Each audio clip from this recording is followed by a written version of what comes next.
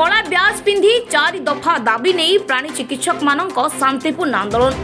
4 दफा दाबी नहीं राज्यव्यापी प्राणी चिकित्सक माने कार्यबंद आंदोलन को ओह्लाइथिबा बेले एही परिप्रेक्षी रे गजपति जिलार सदर महकुमा पारला खेमुंडी रे थिबा जिला मुख्य प्राणी चिकित्सालय रे जिलार समस्त प्राणी चिकित्सक माने कला ब्याज पिंधि शांतिपूर्ण भावे कार्यबंद आंदोलन को ओह्लाइछन्ति। दीर्घ वर्ष धरी बिना पदोन्नति रे 3 गुण कार्यभार बहन करी निजर सेवा जारी रखिथिबा ओडिशार प्राणी चिकित्सक माने दीर्घ दिन धरी सरकारक निकट रे दाबी कले मध्य दाबी पूर्ण हेउनथुबारु समूह छुट्टी रे रही कला ब्याज पिंधि शांतिपूर्ण भावे आंदोलन करिसन्ति। सेमानक दाबी गुड़िक है प्राणी चिकित्सा सेवा व्यवस्था रे व्यापक रूपांतरण, 24 घंटा सेवा व्यवस्था, विशेषज्ञ सेवा व्यवस्था। द्वितीय दाबी रे ओडिशार प्राणी चिकित्सक मानकु केंद्र सरकारक अधीन रे कार्यरत प्राणी चिकित्सक मानक सह समान पदोन्नति राज्य रे प्राणी गणना और जनसाधारण आवश्यकता आधार रे डाक्तर पदवी सृष्टि, डाक्तर नियुक्ति और क्याडर पुनर्गठन करबा एही 4 दफा दाबी पूरण न हेबा जाय कामरे जोग देबे नाही बोली प्राणी चिकित्सा सेवा संघ पक्षरु जणा पड़िछि।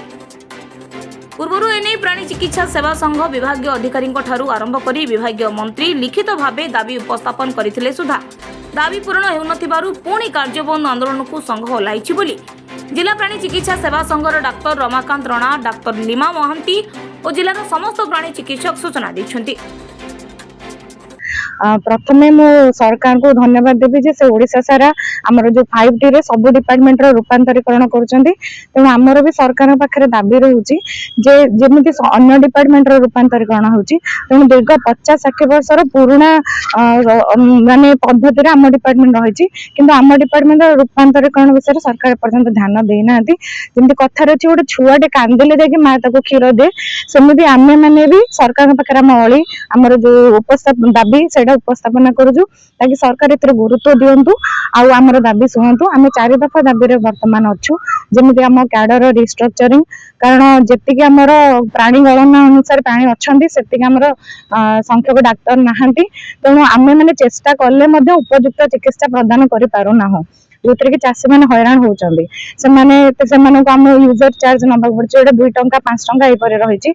आमे चाहू सरकार सेटा संपूर्ण देयमुक्त करंतु, निःशुल्क करंतु।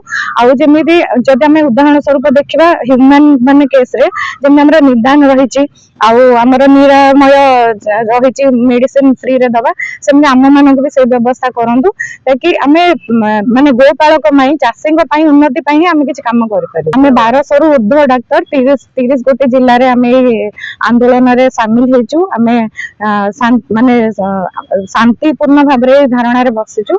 आउ हमर जो सीसी अछन उपसार हमर ओडिशा वेटनरी सर्विस एसोसिएशन रो हम सीनियर माने हमको जेपरि भाव रे कहिबे आगो निजर कार्यपंथा आमे सेही परि भाव रे अनिर्दिष्ट काल पई हमर एही आंदोलन जारी रखिबे।